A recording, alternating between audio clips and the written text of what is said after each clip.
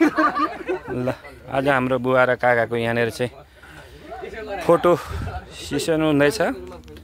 उहाँ जेठो दाजु भने उहाँ कान्छो भाइ हुनुहुन्छ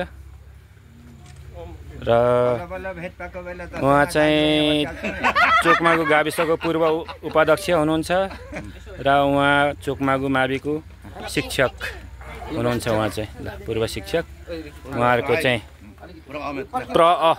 प्रअज्यू हुनुहुन्छ। ल आज उहाँहरूको यो बडा दशैंको शुभ उपलक्ष्यमा चाहिँ उहाँहरूले सँगै बस्ने मौका पाउनुभयो।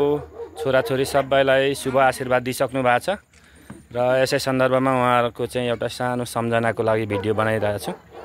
ल अनि यो दशैंको शुभ उपलक्ष्यमा तपाईँले के भन्नुहुन्छ काका? अब हामी अझै 100 वर्षसम्म बाँच्छौँ। अझै त होइन होला, दुःख पाउनुहुन्छ। जम्मा 100 वर्ष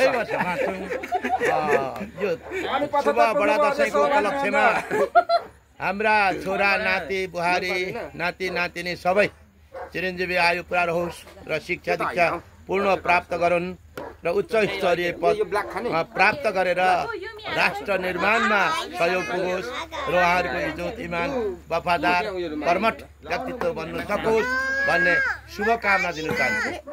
धन्यवाद हजुरलाई, धन्यवाद। अनि तपाईँले यो दशैंको टीका सबै छोराछोरी नातानातिनीलाई दिनुभयो र आशीर्वाद दिनुभयो। अझै यसमा केही आशीर्वाद थप दिनुहुन्छ कि छोरा नाति नातिनीहरूलाई? अझ यो शुभबार शुभ नक्षत्रमा हामीले तङ्बेदाल बेला अनि थेलेङ यमामिचा हिँगेले बेला वामबोङ अमामबोङ केतक्कनी वाङ माङशक्ति वार हाङशक्ति वार मेन्सा मोमेन्सा जुइटेला भाना बन्दा संसार मिन्सिङ दत्त ताङसमा तर त्यहाँ देश प्रदेशमा सङ्ग शक्तिशाली बोङ र